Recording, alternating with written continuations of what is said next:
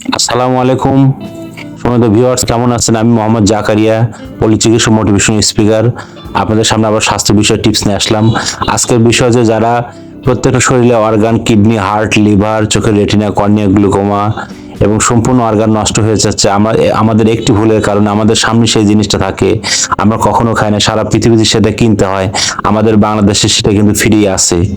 তো বন্ধুরা, আপনারা যারা দেখছেন অবশ্যই একটি লাইক করবেন, শেয়ার করবেন এবং অবশ্যই কমেন্ট করবেন, পরবর্তী যেন ভিডিও আপনাদের মাঝে আনতে পারি। তো আপনারা অবশ্যই মনোযোগ সহকারে শুনেন, না টেনে আপনারা অবশ্যই মনোযোগ দিয়ে শুনবেন। তাহলে শুনুন, আমাদের যে সমস্ত সমস্যা এখন প্রায় দেখা যাচ্ছে যে প্রস্রাব জ্বালা পড়া হচ্ছে, আমরা চোখে ঝাপসা দেখতেছি, আমাদের মাজা প্রবলেম হচ্ছে, আমাদের এলোমেলো মাসিক হচ্ছে, আমাদের পুরুষ টেস্টোস্টেরন হরমোন সমস্যা হচ্ছে, মহিলাদের প্রোজেস্টেরন হরমোন সমস্যা হচ্ছে, থাইরয়েডের সমস্যা হচ্ছে, ইনসুলিনের সমস্যা হচ্ছে। এর মূলত কারণ আমাদের প্রতিনিয়ত আমরা পানি খাই, পানি পান করি খুবই কম।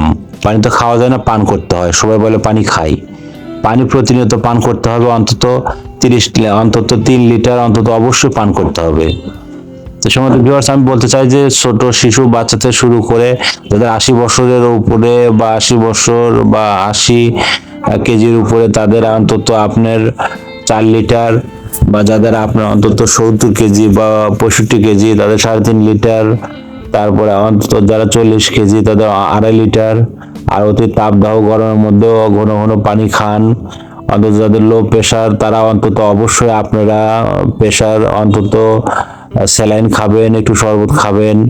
এভাবে যদি পানি কন্টিনিউ আপনার খাইতে পারেন, আপনার শরীরটা অনেক দিক আপনার উপকৃত হবে, আপনার প্রসব জ্বালা পোড়া কম হবে। এবং যাদের বাথরুম কন্টিনিউ হয় না, তাদের জন্য পানি প্রয়োজন। পানির বিকল্প নয়, পানির অপর নাম জীবন। আমরা পানি কিন্তু খেতে চাই না, আমাদের পানি না খেলে কিন্তু শরীরের দিকে ড্যামেজ হয়ে যাবে, অন্য দিকে ঘুমে মেলাটোনিন হরমোনের সমস্যা হয়ে যাবে, অন্য হরমোনগুলো সমস্যা হয়ে যাবে।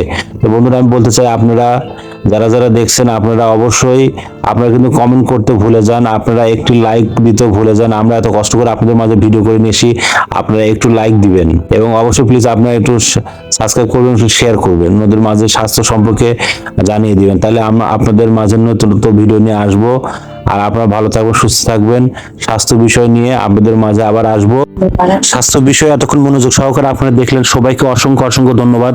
পরবর্তী ভিডিও আসার জন্য আপনারা অপেক্ষা করুন। থ্যাংক ইউ, সবাইকে ধন্যবাদ।